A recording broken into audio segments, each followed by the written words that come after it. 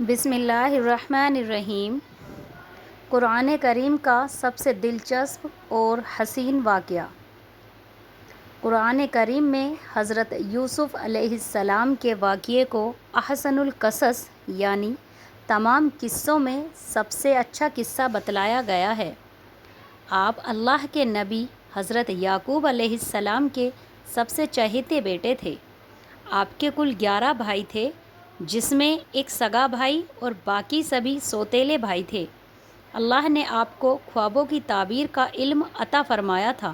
جب آپ چھوٹے تھے تو آپ نے ایک خواب دیکھا کہ 11 ستارے اور چاند اور سورج آپ کو سجدہ کر رہے ہیں، جسے آپ نے اپنے والد محترم کو بتلایا تو انہوں نے انہیں خواب کو بھائیوں سے بتلانے سے منع کیا، مگر جب یہ بات بھائیوں کو معلوم ہوئی اور جب انہوں نے دیکھا کہ یوسف علیہ السلام کو ان کے والد بہت چاہتے ہیں تو انہوں نے یوسف علیہ السلام کو مارنے کی غرض سے جنگل لے گئے اور ایک گہرے کنویں میں پھینک دیا، اور یوسف علیہ السلام کے سگے بھائی کو بھی ڈرایا کہ اگر انہوں نے والد صاحب کو بتلایا تو وہ اسے بھی مار دیں گے۔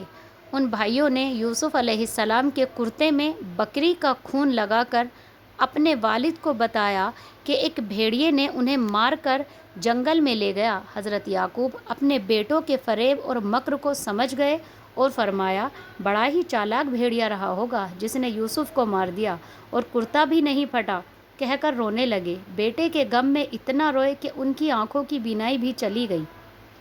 یوسف علیہ السلام کو روز ان کے سوتیلے بھائی آ کر دیکھتے کہ کہیں وہ کنویں سے باہر تو نہیں آ گئے، مگر اللہ نے آپ کو بچا لیا اور آپ اس کنویں میں 3 دن تک رہے۔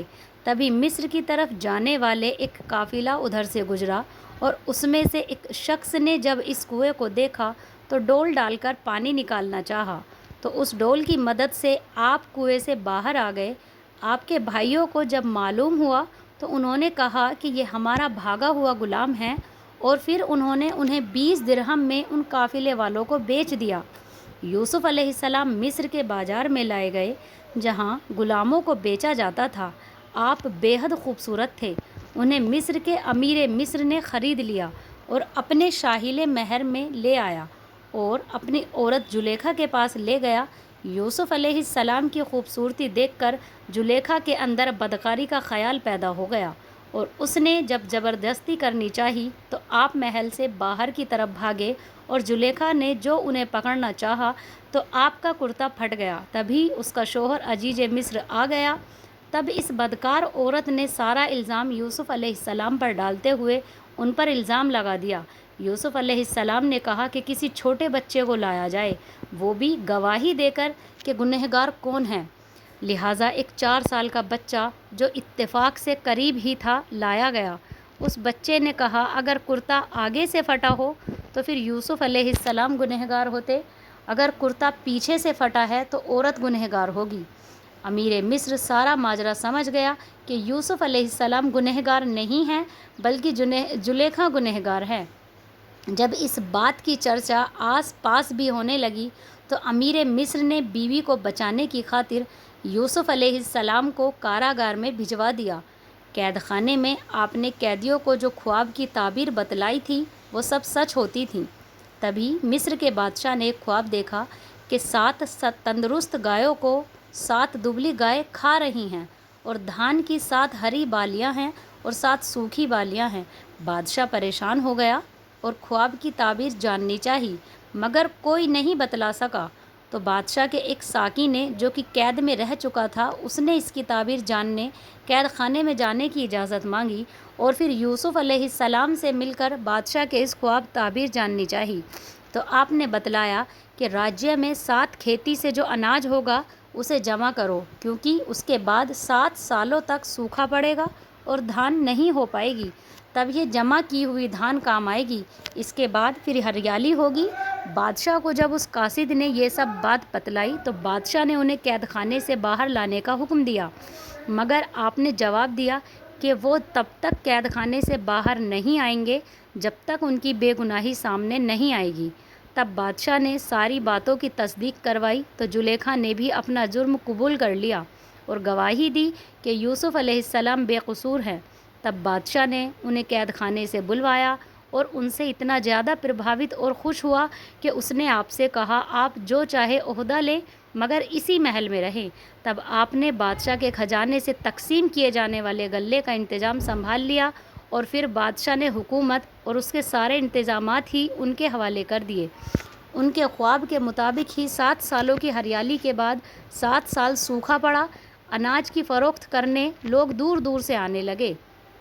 اس دوران ایک روز یوسف علیہ السلام کے بھائی بھی بادشاہ کے دربار میں غلہ لینے پہنچے۔ آپ نے اپنے بھائیوں کو دیکھتے ہی یوسف علیہ السلام نے انہیں پہچان لیا، مگر بھائی انہیں نہیں پہچان سکے۔ یوسف علیہ السلام نے انہیں غلہ دے کر وداع کیا اور کہا، اگلی بار اپنے بھائی کو لے کر نہیں آئے تو غلہ نہیں ملے گا۔ آپ نے جاتے سمے ان کی بوریوں میں نگد بھی رکھوا دیے۔ یوسف علیہ السلام کے بھائیوں نے ساری باتیں اپنے والد کو بتائیں اور اپنے بھائی بنیامین کو لے جانے کی اجازت مانگی اور اس کی حفاظت کا عہد کر کے دوبارہ مصر پہنچے۔ یوسف علیہ السلام نے دھیرے سے اپنے بھائی بنیامین کو بتلا دیا کہ میں تمہارا بھائی یوسف ہوں، اور اسے اپنے پاس روک لیا اور بھائیوں کو واپس کر دیا۔ سبھی بھائی بہت مایوس ہو گئے۔ تب انت میں یوسف علیہ السلام نے ان سے کہا کہ یاد کرو تم نے اپنے بھائی یوسف کے ساتھ کیسا سلوک کیا تھا۔ تب بھائیوں نے بھی انہیں پہچان لیا اور اپنی غلطی اور گناہوں پر بہت شرمندہ ہوئے۔